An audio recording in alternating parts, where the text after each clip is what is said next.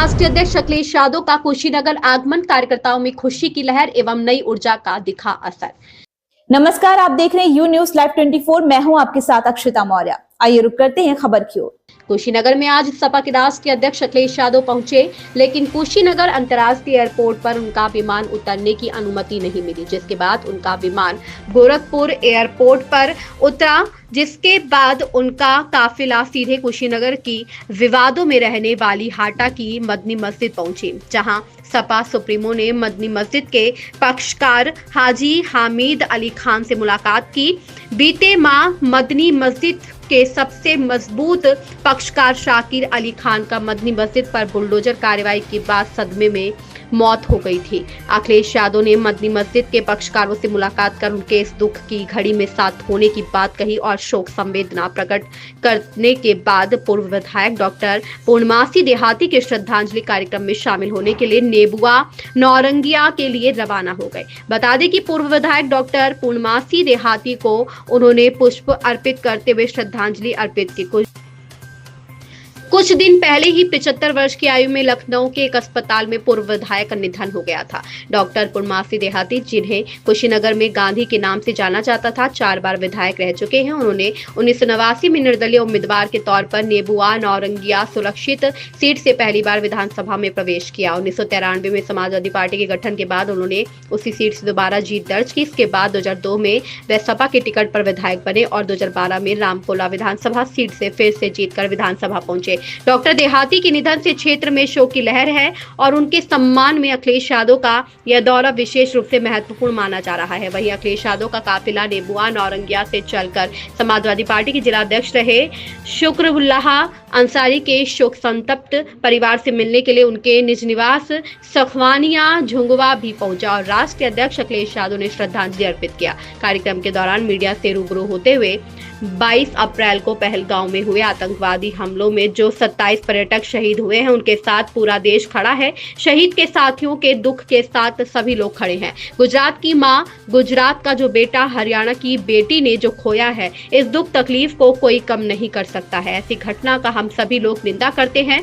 All party meeting में सभी दलों ने घटना के खिलाफ सरकार के फैसले के साथ खड़े हैं। सपा भी चाहती है कि सरकार जो ठोस कदम उठा रही है उठाए। जिन फैसलों से सरकार ने पाकिस्तान को जवाब दिया है, उसके साथ देश खड़ा है। हमें उम्मीद है सरकार ठोस कदम उठाएगी, आतंकवाद खत्म होगा। पाकिस्तानिया और देश आतंकवाद को बढ़ावा दे रहे हैं, उनके खिलाफ भारत की मुहिम और तेज होगी। विजय कुमार की रिपोर्ट। देखिए, हम लोग हमारे महबूब नेता श्री अखिलेश यादव जी पूर्णमासी देहाती जी के स्वर्गवास पर शोक सम्मानना प्रकट करने के लिए उनके आवास पे जा रहे हैं और कुशीनगर के पूर्व जिलाध्यक्ष शुक्रउल्लाह जी के स्वर्गवास पे उनके वहाँ भी शोक सम्मानना प्रकट करने के लिए माननीय राष्ट्रीय अध्यक्ष जी आ रहे हैं। उन्हीं के नेतृत्व में हम लोग यहाँ खड़े हुए हैं ताकि सारे कार्यकर्ता उनको फूल माला पहना के उनका स्वागत करने के लिए। इसका जो एयरपोर्ट जो उनका हेलीकॉप्टर है वो कुशीनगर एयरपोर्ट पर उतरना था, हालांकि वो यहाँ अब न उतर के सीधे गोरखपुर उतरे हैं। इसको लेके क्या है? पता चला है कि एयरपोर्ट के माध्यम से कि कुछ विजिबिलिटी के कारण रोटेशन चेंज हुआ है उनका, जो यहाँ हवाई जहाज उतरने में समर्थ है, इसलिए गोरखपुर उतारा गया है। पूर्व मुख्यमंत्री अखिलेश यादव का लगातार कई जनपदों में दौरा हो रहा है, इससे आप सभी कार्यकर्ताओं के मन में क्या हो रहा है? उनके दौरा से पीडीए मजबूत हो रहा है और आज दबे कुचले महंगाई, बेरोजगारी, भ्रष्टाचार, अफसरशाही, तानाशाही के खिलाफ पूरा प्रदेश में माननीय राष्ट्रीय अध्यक्ष जी दौरा कर रहे हैं और इन सारी ताकतों को 2027 में मुंहतोड़ जवाब देने के लिए हमारा राष्ट्रीय अध्यक्ष जी दिन रात दौरा कर रहे हैं प्रदेश का। आज भगवान बुद्ध की महापरिनिर्वाण स्थली कुशीनगर में आपके मुख्यमंत्री का जो है दौरा हो रहा है, इस पे आपके पार्टी के तमाम कार्यकर्ता रोड के किनारे उनका स्वागत कर रहे हैं। इस खुशी को किस तरह से जाहिर करेंगे? अब तो यह आने वाले 2027 के अभी से जनता मान चुकी है कि आने वाले 2027 के श्री अखिलेश यादव जी पीडीए को मजबूत करते हुए फिर सत्ता संभालेंगे। इसलिए लोगों में बहुत जोश और उत्साह है उनको देखने के लिए, उनसे मिलने के लिए, उनसे रूबरू होने के लिए, और ये जनता का उनका प्रति प्यार है। क्या नाम है? श्री तेज प्रकाश जायसवाल। मुख्यमंत्री रहे उत्तर प्रदेश सरकार के, आज राष्ट्रीय अध्यक्ष जी का आगमन हो रहा है, इस पे आप सभी कार्यकर्ता स्वागत के लिए खड़े हैं, इस पे आप क्या कहना चाहेंगे? बड़े खुशी की बात है लेकिन दुख की बात यह है कि शोक संवेदना व्यक्त करने आ रहे हैं, लेकिन समाजवादी पार्टी के कार्यकर्ता बस अपने नेता माननीय राष्ट्रीय अध्यक्ष अखिलेश यादव की एक झलक पाने के लिए हमेशा लालायित रहते हैं। अगर कार्यकर्ताओं को ये पता चल जाता है कि हमारे राष्ट्रीय अध्यक्ष इधर आ रहे हैं, कहीं भी पूरे प्रदेश में, पूरे देश में समाजवादी पार्टी के कार्यकर्ताओं को बस भनक लग जाए कि हमारे राष्ट्रीय अध्यक्ष आ रहे हैं, तो अपना जी जान लगा के घंटों धूप में खड़ा हो करके और उनका स्वागत करने के लिए तैयार रहते हैं और जी जान से उनका स्वागत करते हैं। और ये स्वागत ये बताता है, जो जनता के अंदर उत्साह है, कार्यकर्ताओं के अंदर जो उत्साह है, ये बता रहा है कि 2027 में माननीय अखिलेश यादव और समाजवादी पार्टी की सरकार लौटने वाली है और इन आताताई सरकार को भगाने वाली है। और जो जनता के ऊपर जुल्म और अत्याचार हो रहे हैं, उनको हमारे राष्ट्रीय अध्यक्ष जी सत्ता में आते ही इसको खत्म करेंगे। और हम कार्यकर्ताओं को और इस देश प्रदेश के जनता के कार्य को जो इस समय बाधित हो गया है, सत्ता संभालने के बाद पुनः उसको वापस करेंगे और हम कार्यकर्ताओं का मनोबल बढ़ाएंगे। जय हिंद, जय भारत, जय समाजवाद। ये जो स्वागत समारोह आप लोग किसके नेतृत्व में कर रहे हैं और कहां से आए हैं? हमारे नेता 337 विधानसभा क्षेत्र देवरिया, हमारे नेता तेज प्रकाश जायसवाल जी हैं और हम लोग इनके साथ कंधा से कंधा मिला के चल रहे हैं। हम लोग ये चाह रहे हैं कि समाजवादी पार्टी इनको टिकट दे, इनको टिकट देगी तो निश्चित रूप से विजय हासिल होगी। कई बार इनको टिकट नहीं दिया गया, तमाम 15 वर्षों से 20 वर्षों से ये प्रयास कर रहे हैं कि टिकट इनको मिले और ये बहुत ही जुझारू नेता है, जनता के बीच में लोकप्रिय नेता है। इसलिए हम माननीय राष्ट्रीय अध्यक्ष जी से और समाजवादी पार्टी जी से निवेदन करेंगे कि इनको टिकट दिया जाए और 2027 में एक सीट की बढ़ोतरी किया जाए जीत के रूप में। को धन्यवाद देता हूं, जहां आपसे मिलने का मुझे मौका मिला। आज पार्टी के हम अपने नेताओं के घर और उनके परिवार के बीच गया था, उनके दुख में शामिल होने गया था। हालांकि मुझे कुशीनगर में उतरना था। आप लोग कारण जानते होंगे कि आखिरकार कुशीनगर क्यों नहीं उतरने दिया। मुझे जो जानकारी मिली, बताया जा रहा था कि मौसम ख़राब है। सुबह का मौसम कैसा रहा होगा आपको पता है। गोरखपुर का मौसम ख़राब है, पॉलिटिकल मौसम, ये हम सब जानते हैं। इसीलिए दिल्ली और लखनऊ के इंजन कभी कभी आपने टकराते देखे होंगे। जो देश का सवाल है, जो देश के बारे में बोलना है, उसमें भी हमारे मुख्यमंत्री बोलते हैं। हाल में जो घटना हुई उसकी हम समाजवादी लोग निंदा करते हैं। ये घटना नहीं होनी चाहिए थी और तब नहीं होनी चाहिए थी जब भारतीय जनता पार्टी ने जम्मू कश्मीर को लेकर के हर मनमर्जी का फैसला लिया है। उन्होंने जो चाहा, जिस तरीके से चाहा, लोगों की जन भावनाओं के न परवाह करते हुए लोगों को कैद भी रखा।